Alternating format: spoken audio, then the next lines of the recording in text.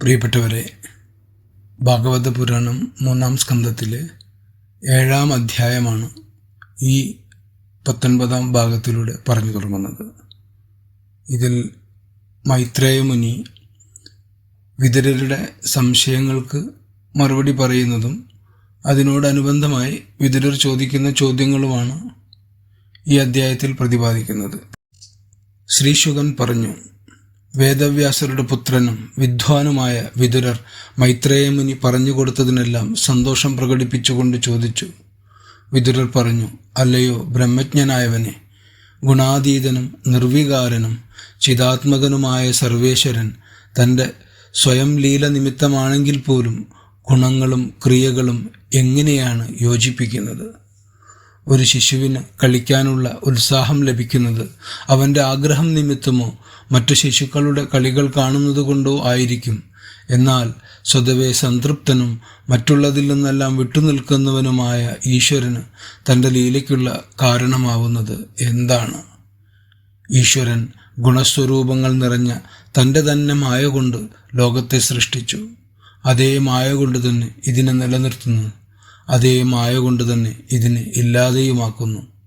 ദേശം കൊണ്ടും കാലം കൊണ്ടും അവസ്ഥിതി കൊണ്ടും സ്വാഭാവികത കൊണ്ടും അനുബന്ധം കൊണ്ടും വിലോപം വരാത്ത അവബോധത്തോടെ ഇരിക്കുന്ന ഈ ജീവാത്മാവിന് അവിദ്യയോട് എങ്ങനെയാണ് സംയോജിക്കാൻ കഴിയുന്നത്?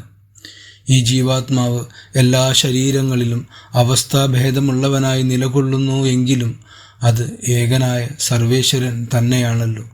അങ്ങനെയെങ്കിൽ കർമ്മങ്ങൾ ഹേതുവായി സംസാര ദുഃഖങ്ങളും ദുർഭഗത്വങ്ങളും അഥവാ യഥാർത്ഥമായ തൻ്റെ സ്വരൂപത്തിന് വരുന്ന മാറ്റങ്ങളും എങ്ങനെയാണ് സംഭവിക്കുന്നത്? അല്ലയോ വിദ്വാൻമാരിൽ ഉത്തമനായിട്ടുള്ളവനെ, ഇപ്രകാരമുള്ള നിരവധി സംശയങ്ങളാൽ മനസ്സ് അജ്ഞാനത്തിൽ കുടുങ്ങുന്നു. അതുകൊണ്ട് മഹാത്മാവേ, മാനസികമായ ഈ വിമ്മിഷ്ടത്തെ നീക്കിത്തരുവാൻ ഞങ്ങളോട് കനിഞ്ഞാലും. പരമാർത്ഥം അറിയുന്നതിനായി വിതുരർ ഇങ്ങനെയൊക്കെ ചോദിച്ചതിൽ അസ്വസ്ഥനാവാതെ ഭഗവാനിൽ മാത്രം മനസ്സർപ്പിച്ച ആ മൈത്രേയ മുനി സന്തോഷത്തോടെ ഒരു ചെറുപുഞ്ചിരിയോടെ മറുപടി പറഞ്ഞു. മൈത്രേയ മുനി പറഞ്ഞു, എല്ലാറ്റിൽ നിന്നും വിമുക്തനായ ജീവാത്മാവിന് സ്വസ്വരൂപ ഭ്രംശനങ്ങളും അവിദ്യകളാൽ ബന്ധനവും ഉണ്ടാവുന്നു എന്നത് ചിന്തകൾക്കും അതീതനായ ഈ ഈശ്വരൻ്റെ തന്നെ മായയാണ്.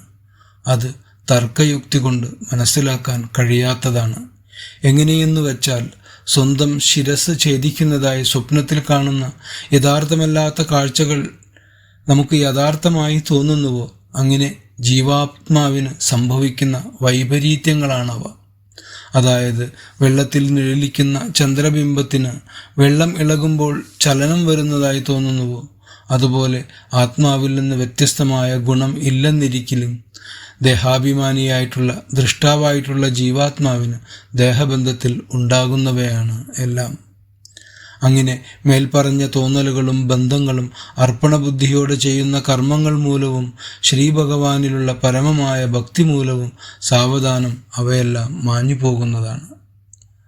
എപ്പോഴാണ് ദൃഷ്ടാവായും ആത്മസ്വരൂപത്തോടെയും ഇരിക്കുന്ന പരമപുരുഷനായിരിക്കുന്ന ശ്രീഹരിയിൽ സർവേന്ദ്രിയങ്ങളും ലയിപ്പിക്കാൻ കഴിയുന്നത്, അപ്പോൾ ഉറക്കത്തിൽ എപ്രകാരമാണോ ക്ലേശങ്ങളൊക്കെ ലയിച്ചു ചേരുന്നത് അതുപോലെ സർവവും ഭഗവാനിൽ വിലയിച്ചു ചേരുന്നു.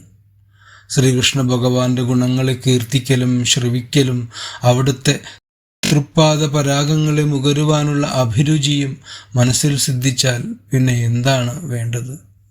അതായത്, അവിദ്യയാവുന്ന സംശയങ്ങൾ നിവാരണം ചെയ്യുന്നതിന് ഉത്തമമായ മാർഗം ഭഗവാനിലുള്ള പൂർണ്ണമായ ഭക്തി തന്നെയാണെന്ന് മുനി പറയുന്നു.